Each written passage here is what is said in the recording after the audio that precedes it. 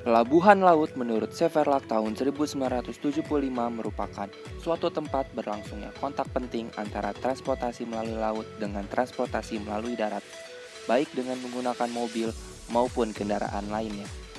Sedangkan pelabuhan perikanan menurut Anonymous tahun 1983 merupakan suatu wilayah perpaduan antara daratan dan lautan yang dipergunakan sebagai pangkalan untuk kegiatan penangkapan ikan dan dilengkapi dengan berbagai fasilitas sejak ikan didaratkan sampai dengan ikan didistribusikan. Klasifikasi pelabuhan perikanan dipengaruhi oleh beberapa parameter, yaitu tipe dan ukuran kapal, jenis perikanan tangkap, distribusi dan daerah tujuan, hasil tangkapan dan jumlah hasil tangkapan.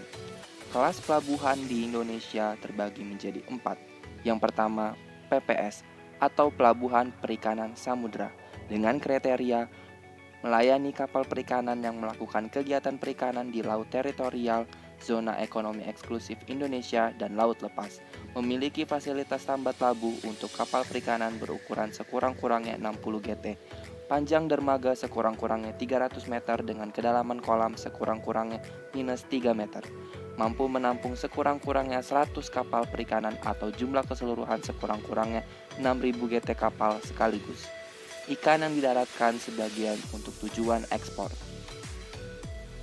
Yang kedua, Pelabuhan Perikanan Nusantara atau PPN, dengan kriteria melayani kapal perikanan yang melakukan kegiatan perikanan di laut teritorial dan zona ekonomi eksklusif Indonesia.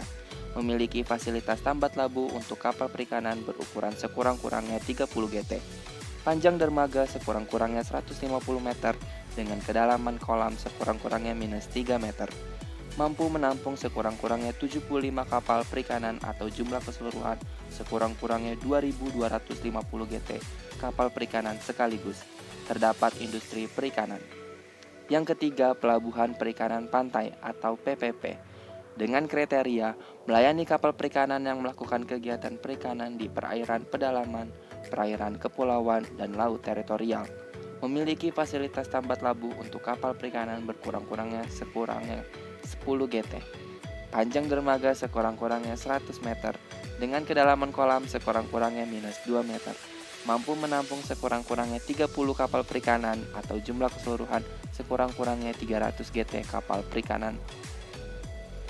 Yang keempat, PPI atau Pelabuhan Perikanan Ikan, dengan kriteria melayani kapal perikanan yang melakukan kegiatan perikanan di perairan pedalaman dan perairan kepulauan. Memiliki fasilitas tambat labu untuk kapal perikanan berukuran sekurang-kurangnya 3 GT, panjang dermaga sekurang-kurangnya 50 meter dengan kedalaman kolam minus 2 meter.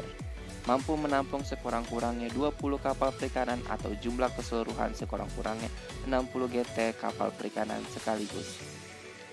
Fungsi pelabuhan perikanan dari segi aktivitas terbagi menjadi 3 aspek. Yang pertama, aspek produksi, yaitu untuk tempat pemusatan armada penangkapan untuk mendaratkan hasil tangkapan, menyediakan tempat berlabuh yang aman, menciptakan kelancaran membongkar hasil tangkapan, dan menyediakan suplai logistik. Yang kedua, aspek pengolahan, sebagai tempat untuk membina peningkatan mutu serta pengendalian mutu ikan dalam menghindari kerugian dari pasca tangkap. Yang ketiga, aspek pemasaran, tempat untuk menciptakan mekanisme pasar yang dapat menguntungkan nelayan melalui aktivitas pelelangan ikan.